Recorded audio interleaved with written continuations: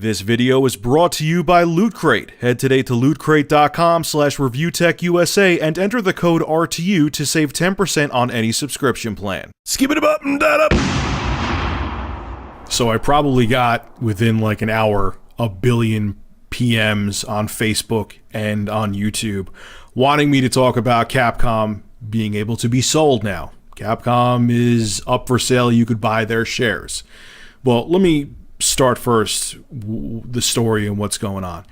Capcom shareholders ever since 2008 had a takeover defense strategy. Basically, they had a whole bunch of policies and stuff in place that a company or a corporation couldn't come in, buy a bunch of shares of Capcom and take over the company. They had a bunch of stuff in place to prevent that. They just recently decided to not have those strategies in place anymore. So now a company with very deep pockets, with a lot of money, can potentially come in and buy over 50% of Capcom shares and pretty much own the company. To start off, first off, I think all of us saw this coming from a mile away. You don't need to be a financial analyst. You don't need to be Michael Pachter to realize that this was going to happen to Capcom. We saw it coming from a mile away with all of their ridiculous policies like on-disc DLC. They made a bunch of their beloved franchises very generic because they were trying to make their own version of their next Call of Duty. I've talked about it all before. Capcom tried to westernize a lot of their franchises. They took away the magic of what made Capcom, and it hurt them.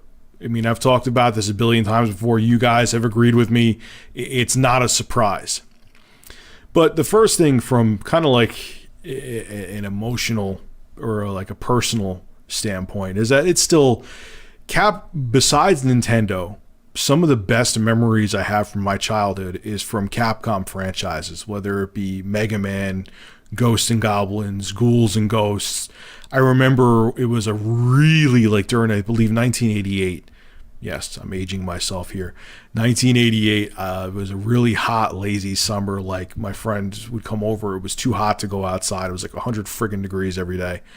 And I remember just one of those days I couldn't have friends over, just playing Trojan the whole day on the NES. Like, great memories from Capcom.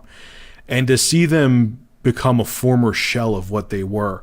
Capcom, like I've said in other videos as well, was the third-party company to go to for great games. Like, when you saw Capcom on a box, even up to like the PS2 era, even PS3 beginning, the beginning of the 7th generation, when you saw a Capcom game, you pretty much were guaranteed that you were going to have an amazing experience.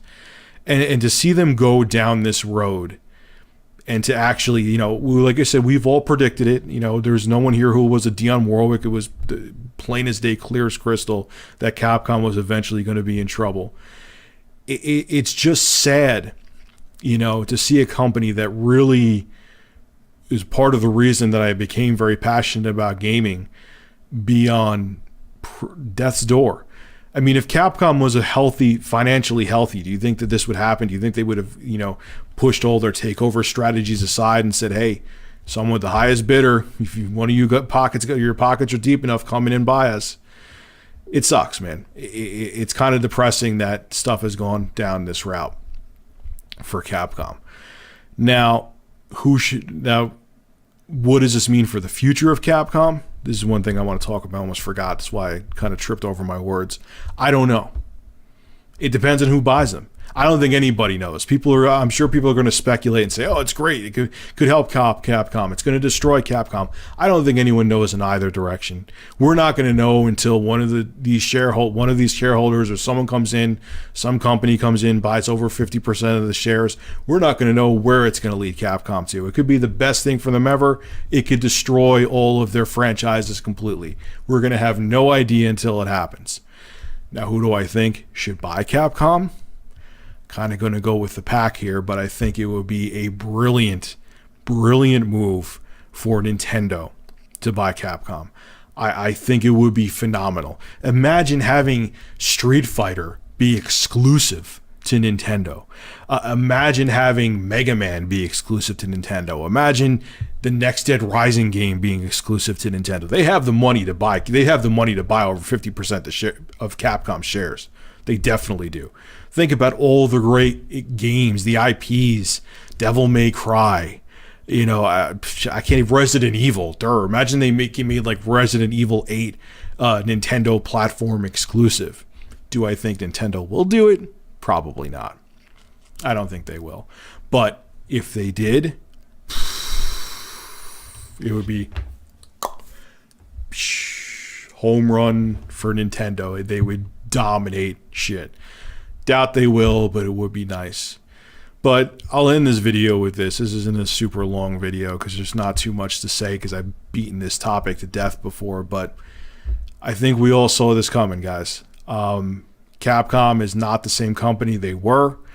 I still wish them the best because, like I said, a lot of my great gaming childhood memories come from Capcom titles. And I hope that whoever does take control of Capcom's IPs and assets and shares brings them in the right direction. We don't know if they will. We don't know if they won't. But hopefully they do. And hopefully the best year. Hopefully there's another golden Capcom renaissance coming. I don't know if there will be, but it would be great if there was. All right, folks, this is Rich of Review Tech USA. Make sure to rate, comment, favorite, and subscribe. And as always, thank you for supporting my channel. Have a good one.